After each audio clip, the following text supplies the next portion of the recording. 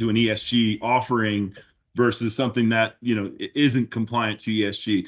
So I think currently there's a mistrust or maybe some misconceptions around, is this something that we need for Yeah. some fund managers? Are you seeing the same thing? I mean, it's not on the record, right? It's the off the record conversations that we have it's after hard we not have to a see the discussion. things. I feel like there's a lot of news that kind of hits the media these days that it's a bit biased, a bit political from the rhetoric perspective.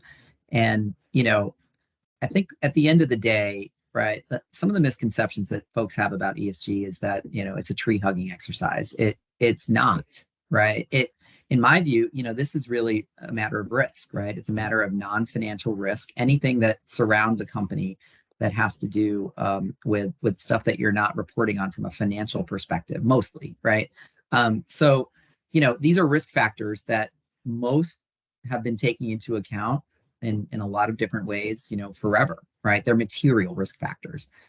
It's easy to conceptualize from the environmental standpoint because, of course, if a hurricane hits Florida, that has, repercussions. But it's a little less hard to wrap your head around, or a little bit harder to wrap your head around with some of the S and the G stuff that's a bit more, harder to measure in that sense. But I think at the end of the day, right, there is some what we call greenwashing. There's a bit of a marketing spin, and that has to do with lack of regulation for the most part. I think, as the regulators kind of coalesce towards more standards, just like in the Wild West days before, GAAP and IFRS, right? People or companies could report in any which way they'd like.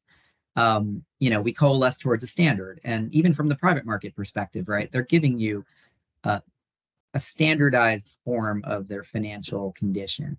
I think we're going to get there much more with ESG over the next few years, and we're already getting there in Europe, right? We're getting there with a lot of other countries aside from the U.S.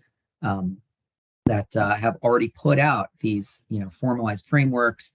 I think the, IFRS has put out a standard out in June.